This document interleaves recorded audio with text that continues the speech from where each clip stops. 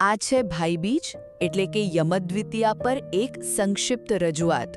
તો આ છે દિવાળીના 5 દિવસના તહેવારનો છેલ્લો દિવસ. આ દિવસ ભાઈ બહેનના પ્રેમને ઉજવે છે, ખરું ને? અને ખાસ કરીને આ તહેવાર મૃત્યુના દેવ યમરાજ અને એમની બહેન યમુનાની કથા સાથે જોડાયેલો છે.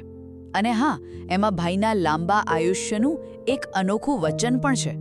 ચાલો જરા સમજીએ આની ખાસ વાતો. આ તહેવારનું મૂળ ક્યાં છે? તો સાંભળો, એ છે યમરાજ અને યમુનાજીની કથામાં. બન્યું એવું કે યમુનાજી વારંવાર એમના ભાઈ યમરાજને બોલાવતા હતા.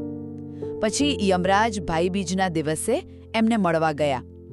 પોતાની બહેનનો આટલો સ્નેહ અને આદર જોઈને યમરાજ બહુ પ્રસન્ન થયા અને એમણે વરદાન આપ્યું કે જે ભાઈ આ દિવસે પોતાની બહેનના ઘરે જઈ એના હાથે પ્રેમથી તિરક કરાવશે અને ભોજન કરશે, એને અકાળ મૃત્યુનો ભય નહીં રહે.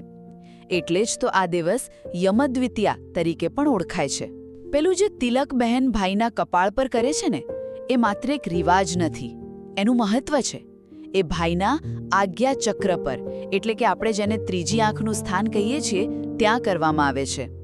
મનાય છે કે આ તિલક બહેનના શુદ્ધ આશીર્વાદ અને રક્ષાત્મક ઊર્જાનું એક આધ્યાત્મિક કવચ બનાવે છે, જે ભાઈના લાંબા આયુષ્ય અને કલ્યાણ માટે હોય છે.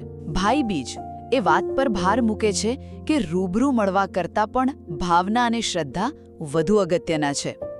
જુઓ, જો કોઈ કારણસર ભાઈ બહેન મળી ન શકે ને, તો પણ માત્ર યમુનાની કથાનું શ્રદ્ધાથી સ્મરણ કરવાથી શુભ ફળ મળે છે એવું કહેવાય છે. આનો મતલબ એ કે બહેનનો નિસ્વાર્થ પ્રેમ એટલો શક્તિશાળી છે કે એ ખુદ યમરાજના નિયમો પર પણ વિજય મેળવી શકે છે અને ભાઈને રક્ષા અને સદ્ગતિનું વચન અપાવી શકે છે. તો ટૂંકમાં કહીએ ને, ભાઈબીજ એ ભાઈ બહેનના અતૂટ સ્નેહની શક્તિ અને એના થકી મળતા દૈવી સંરક્ષણની ઉજવણી છે.